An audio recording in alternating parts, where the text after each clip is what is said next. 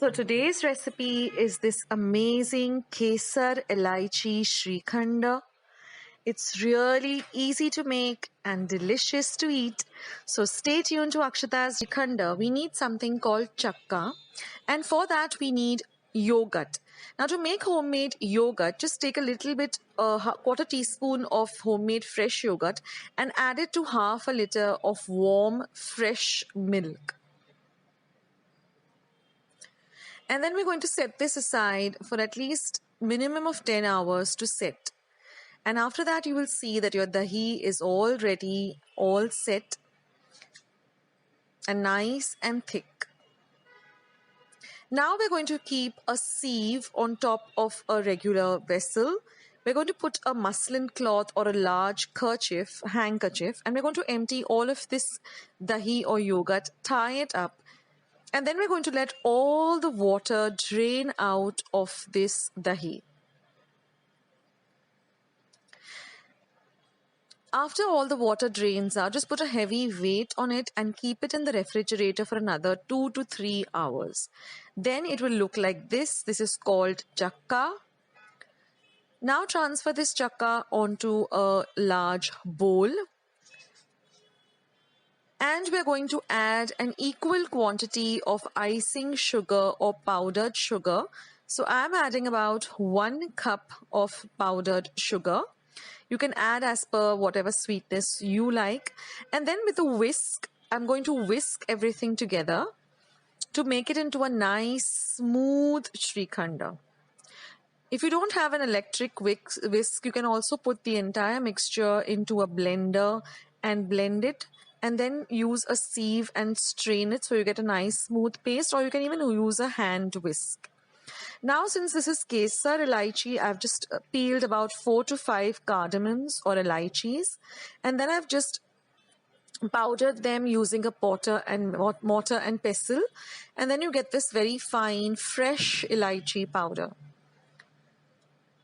Also, what I have done is I have soaked a few strands of saffron or kesar in 1/4 cup of very hot milk. Now we're going to continue beating this mixture till it is nice and light and smooth.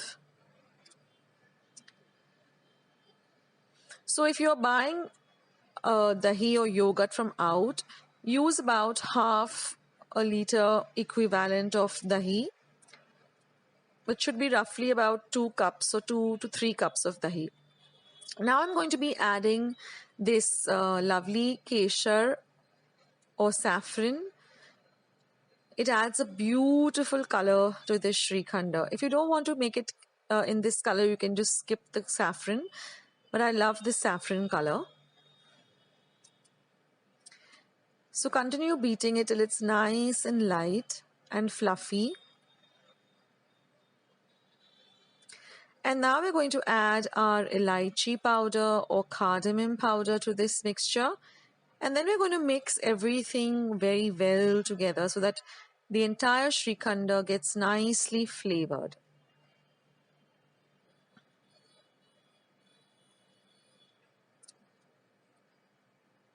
So give everything a good mix. And that's it, friend. Your Shrikhand is all ready. Isn't it super simple to make? It's so delicious. It goes so well with some hot puris. I like to eat it just like that after.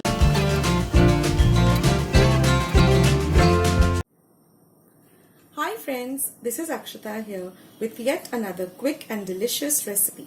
Today I will be showing you how to make some potato bhaji. So let's go through our ingredients. Here I have about 3 medium-sized potatoes boiled and cut into small cubes. They have to be small and cut evenly so that our masala coats each and every potato well. Here I have got a paste which I have made using about 3 light green chilies, half an inch of ginger and some curry leaves. I have put them in the mixer pot and made a fine paste. Then we require the juice of 1 lemon. We require some coriander for garnish. In our spices, we require 1 teaspoon of mustard seeds or mohri, 1 teaspoon of cumin seeds or jeera, 1 teaspoon of asafoetida or hing, and about half a teaspoon of turmeric powder or haldi. Then you require some salt and a little bit of sugar to taste. So let's start making this potato bhaji. Now here I have some oil heating in a pan. First we'll go in 1 teaspoon of mohri or mustard seeds. When they begin to splutter, we'll add in 1 teaspoon of cumin or jeera, followed by 1 teaspoon of hing or asafoetida, and about half a teaspoon of turmeric or haldi. Then immediately goes in a paste of green chilies, ginger and curry leaves. We'll give this a little bit of a stir. We want these chilies to fry a bit. And then goes in our diced potatoes. We give all of this a good mix so that everything gets coated with this bagar. You have to cook this between slow and medium flame, not on high flame. And now we will just cover this and let it cook for about 2 minutes. Now after 2 minutes, we will check on our potatoes.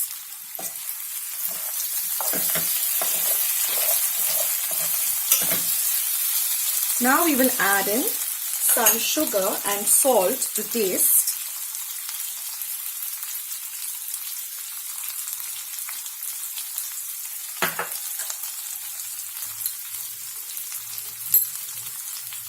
And again give this a very good mix.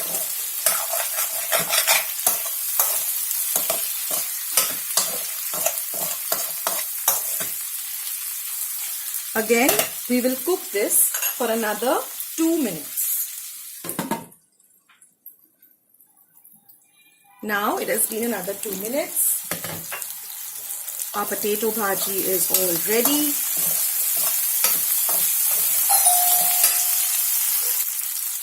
And now all we have to do is switch off our gas, pour in the lemon juice and the garnish of coriander and give it one final mix.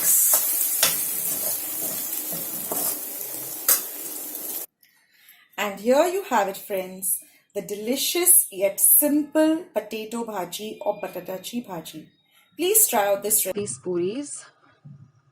So I've just taken about 2 cups of whole wheat flour, added a pinch of salt and some water and made a dough like this, which is very, very stiff. It shouldn't be like a chapati dough or a roti dough. It should be really, really stiff. And then I've kept some oil for heating. Then you want to just rub, grease your hands with a little bit of oil and then just make small balls like this out of the dough, even sized balls, and then press them down. So ensure that your hands are nice and greased with some oil so that they don't dry up. Now our oil is heating on a low to medium heat. And now once I've rolled out, I'm just going to fry a few just to show you all on for the video.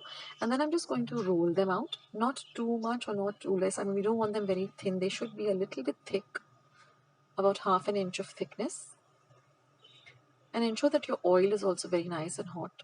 And then just put them into the hot oil. And then just press them down like this so they start to puff up. And once they puff up, just turn them over so that they get evenly fried on both sides till they're nice and golden brown in color. So you don't need to add anything. It's just plain whole wheat flour with a pinch of salt. You can even skip the salt if you don't want to have too much of salt. And just add a little water at a time and make it into a very, very firm dough. And then just drain all the excess oil of the puris onto a kitchen napkin once they're nice and fried. So today we had this patar bhaji with puris and we had some amras at hand. So we had that too. So it was a real treat. So do try out these, this recipe of patar bhaji and puris, and do let me know in the comments section below how you liked it. I would love to hear from you. Thank you guys for watching. I'll catch you soon.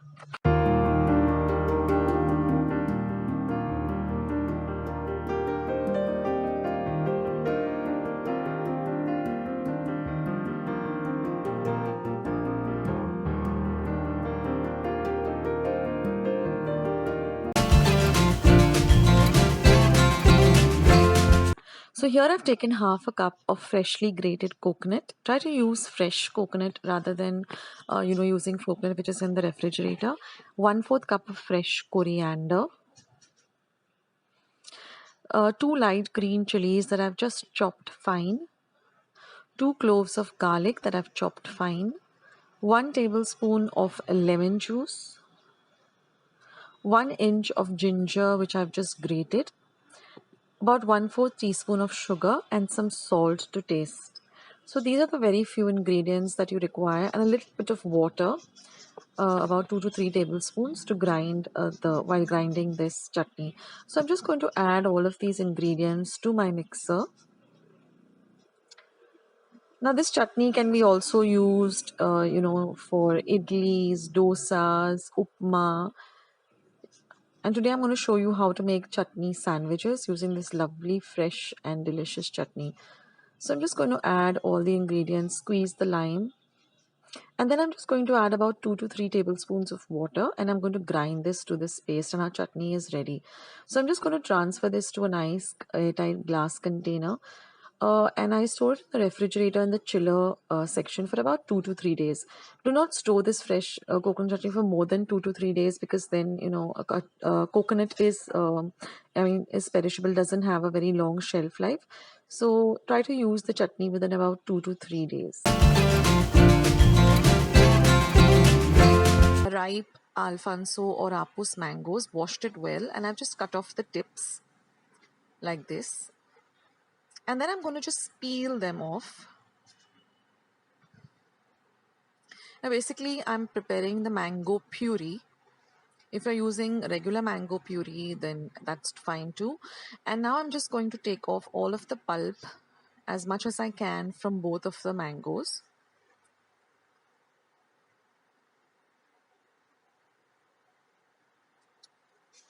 Now we're just going to put this into my blender so that we get a very smooth and even puree. Well, the color is so beautiful, just a natural mango color. So recipes. Well, I hope you enjoyed watching today's recipe. I hope you give it a try, and if you liked it, then don't forget to give this video a big thumbs up. Don't forget to subscribe to Akshata's recipes by hitting the red subscribe button that you see just below this video. And once you have subscribed, click the bell so every time I put up a new video, you'll be the first one to know. Thanks for watching this video, guys. I'll catch you in my next one. Bye!